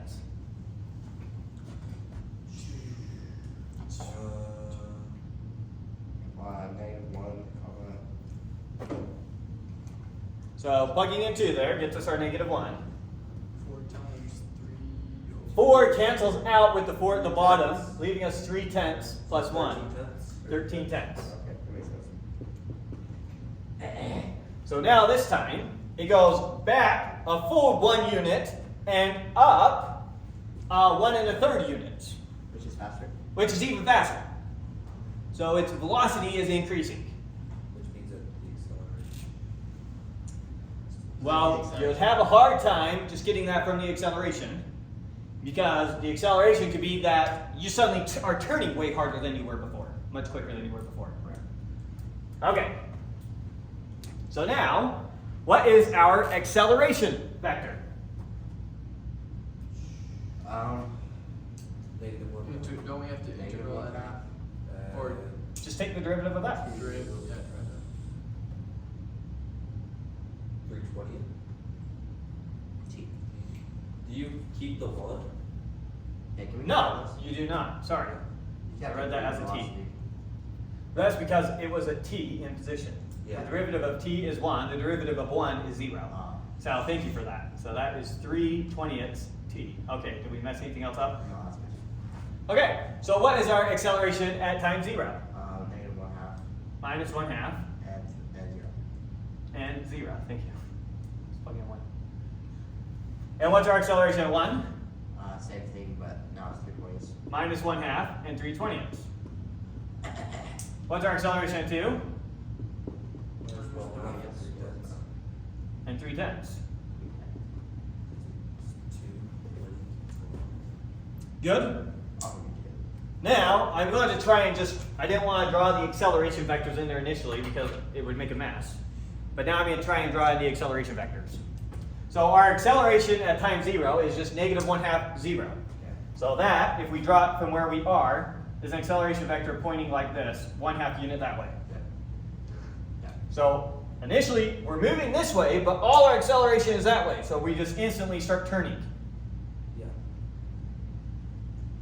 Weird. Now from here, let's look at our acceleration vector. Our acceleration vector is this one, -1/2 and 3/20. So -1/2, so we're going to come out to like right here, 3/20 is going to be going up a little, so our acceleration vector is like pointing in that direction, roughly. Good. And then it should be a little bit longer than that one, pictures like. Oh, what the? So I'm trying to make it go negative 1/2 in the x direction, 3/20 in the y direction. Maybe 1/2, 3/20 from your acceleration. Yes, for that one that I underlined. Okay, now our acceleration at time 2. Again, negative 1/2, so it's going to come over that far. But now it's going to go up 3/10, so it's going to be slanting up a bit more. Again, pictures lie, but something like that. Showing its acceleration at each instant at a time. Okay, now the final and hardest part. At time 2, what portion of our acceleration is going towards increasing our velocity speed, and what portion of our acceleration is going towards turning it? What does what portion mean? So here is our velocity at that time, the purple. Black is our acceleration. That's how we're accelerating. That's how we're moving. Maybe velocity. Now, if our acceleration was in the exact same direction as our velocity, then that would mean we're just going the same direction, speeding up. But since our acceleration points some this way, We're turning. we're also turning. So, some of this acceleration is going towards speeding us up, and some of it is going towards turning. We are both speeding up and turning at this instant, is what that acceleration is saying. And so we need to find the component of our acceleration vector that points in the same way as our velocity, and the component of our acceleration vector that points orthogonal to our velocity, at a right angle to. Okay. So we have to find the component. So that's what this and this are. Yeah, basically break it up into its components, but not its xy components. Break it up into its components the same way as a velocity and at a right angle to the velocity. Those are the components we care about. We don't have a right angle there, though. What do you talking about? Okay, so let's set this problem up now. So I'm just going to redraw. This is a acceleration vector A2, right? I'm going to redraw those two vectors over here just in its own coordinate system to help us think about it. Okay? Okay. So, very roughly speaking, I'm not going to worry about being too accurate anymore. But very roughly speaking, here's V2. And very roughly speaking, here's A2. Okay? Now, I'm going to, once again, redraw those vectors. But this time, I'm going to orient it so V2 is pointing that way and A2 is pointing like this. So I'm going to take that picture and rotate it just to help us think about it. So, we don't need a coordinate system for this one. We'll just draw it. Here's V2. And here's A2. You with me? Yep. So now I need to break A2 into two components.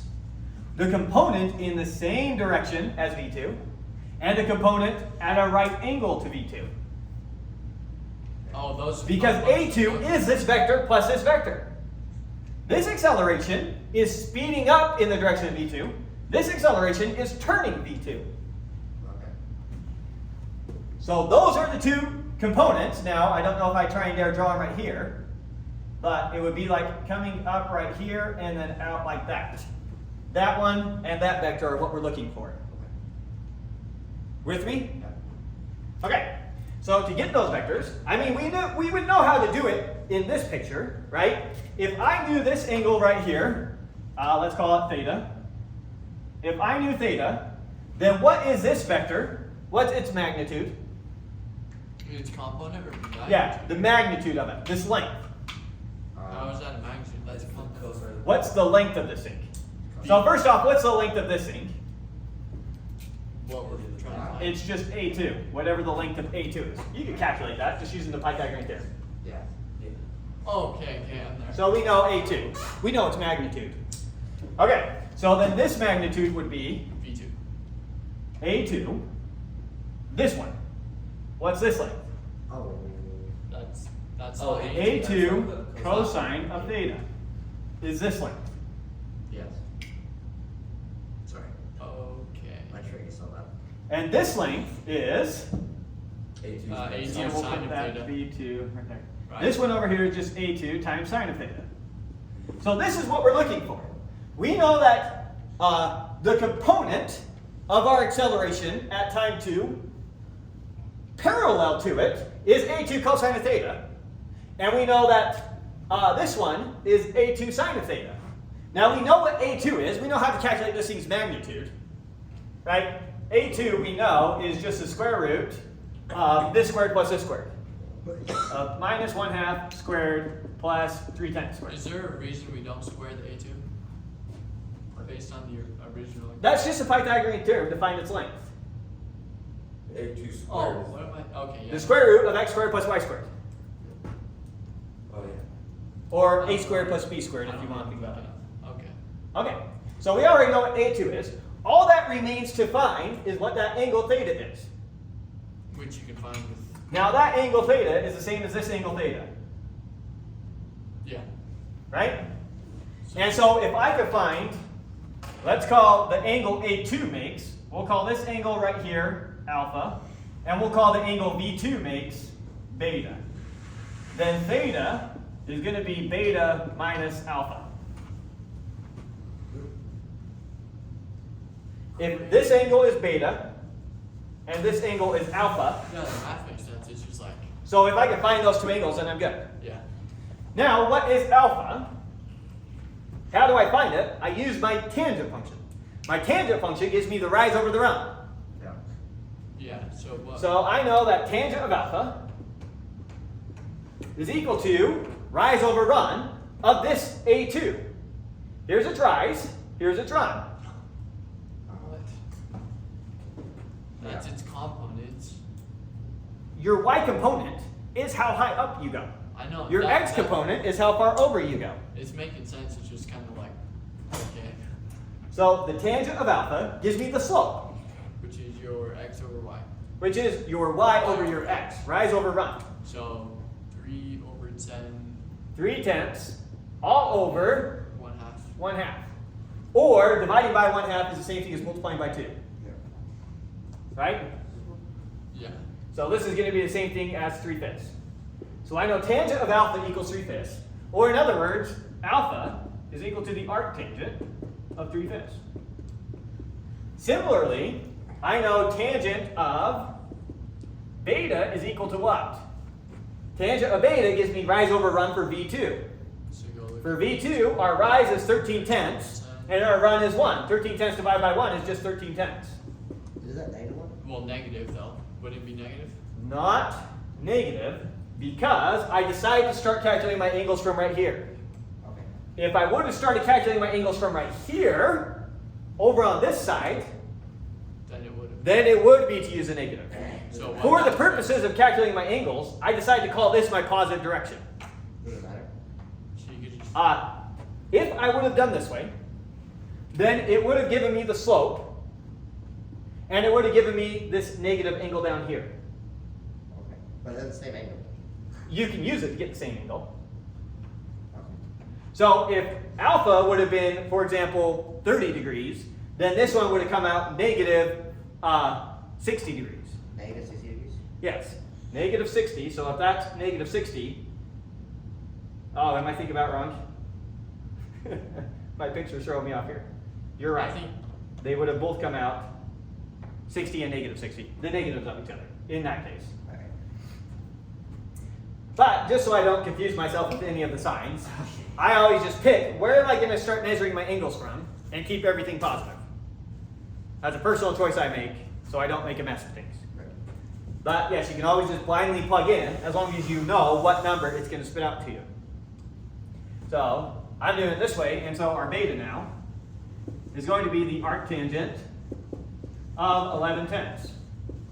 So alpha here, let's see, arctangent of 3/5 is equal to, I don't know how many significant figures we had, sorry. We didn't really keep track of that in the problem because I didn't pull up the problem again. Just 2. Assuming we had 2 in all these. I didn't write down the problem exactly, Oh, I see. so I kind of cheated. Or I was kind of lazy, I should say. So this comes out to, we'll pretend we had 2 significant figures for everything. So this comes out to 31 degrees. And arctangent of beta, or sorry, arctangent of 11/10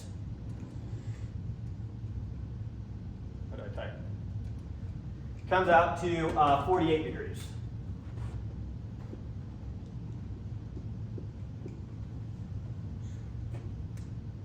So, this one, our angle to A1 is 31 degrees, and our angle to B2 is 48 degrees. The difference between them gives us our theta now. Which is 170. And so our theta is going to be approximately our beta minus our alpha is giving me 17 degrees. Right? Yeah. Okay, and so now I know what this is. Yeah. And now I know what that is. Yep. And so we can, first off, let's quickly figure out what our magnitude is here, unless one of you already did it. So we're going to do 0.5 squared plus 3/10 squared, all under the radical, is giving me approximately 0.58. So A2 is approximately 0.58. Let's double check that that makes sense. It better be more than 0.5 because one of its components is 0.5. And then 0.3, 0.5, okay, that comes out okay. It is. And then, so there's our A2. So now let's go ahead and find the component, Isn't it? It's point. the magnitude of the component in that direction. You already found them? Yeah. 0.55, 4, 5, 6. 0.17. So 0.56, and that is for the cosine one, which is the one orthogonal to it. So this one is 0.56 0.17 for the other. meters per second squared, and then you said this came out to 0.17 meters per second squared. Okay, so those are its two components, parallel to and perpendicular to the velocity. No, that makes sense. What is parallel and perpendicular to me? So it's saying that your speed is increasing at that Oh, instant yeah, by yeah. 0.56 meters per second squared. And then this one's harder to make sense of, but you're turning at 17 or 0.17 meters per second squared. Okay, yeah, that makes sense. I think about it. It's like the push and pull. Right, it's like if I were to break this up into its components, this component and this component, this one would have a length, this one would have a length of 0.58, this one would have a length of 0.56, and this one would have a length of 0.17. Yeah, that's a lot easier to understand. Okay, so there we go. There's a big example using all these, taking all these numbers. Just so you know, the author wouldn't have written any of these numbers the way that we did. How would he have written it? Just pick a random one to show you. Let me write A naught. He would say that this was equal to 0.5 I hat plus, oh, nothing in that case, or plus 0 j hat, just to remind you that it is in fact a two-dimensional vector.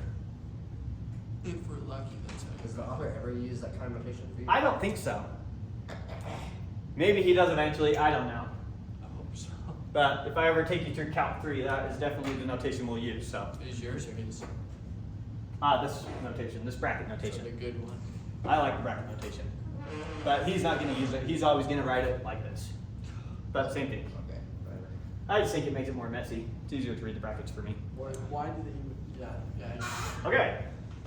Any other questions?